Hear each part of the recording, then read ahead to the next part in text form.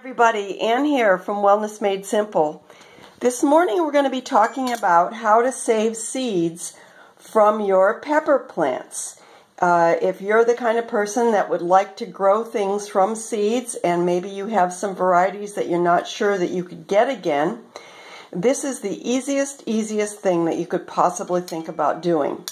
And the same method will also work for tomato seeds. Anyway, this is what you need. You need, obviously, your peppers. You need whatever kind of knife you like to use. This is a really nice knife that I like to use. It's got a serrated edge on this side, and it cuts things very, very fine.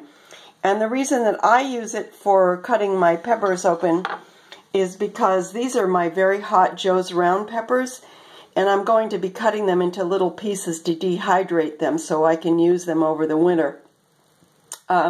But you can use any kind of a paring knife or other knife that you like to use, depending on what you're going to use your peppers for. So all you need to do once you cut them open and you get the seeds out is you get a mason jar. You can use any size you want. I have a fairly small one here because I don't have that many seeds in it. And you can see this has already been, I like to say, kind of settling or fermenting for about 3 days. Can you see the seeds at the bottom?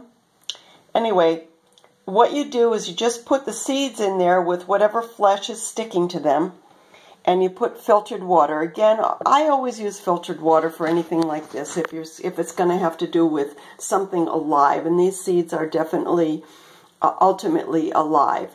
So once a day, you will use a little strainer and you'll pour out the water with the seeds in it. Pick out the pieces of the flesh and leave the seeds in, put the seeds in, put some more fresh water in.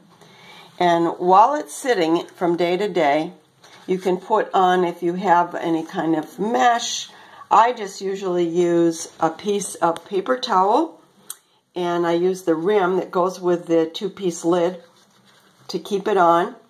And what happens is if you leave it for a day or more at a time, it'll start to ferment.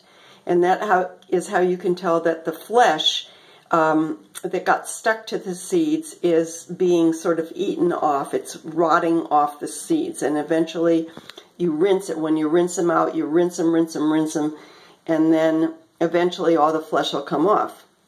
Now, the part I didn't do is when you're done and you have the seeds that have all the flesh off, you're just going to get a paper towel, or you can also use a coffee filter. That's really good. And you put it on a plate or maybe a kitchen towel or whatever kind of surface will be a little bit absorbent.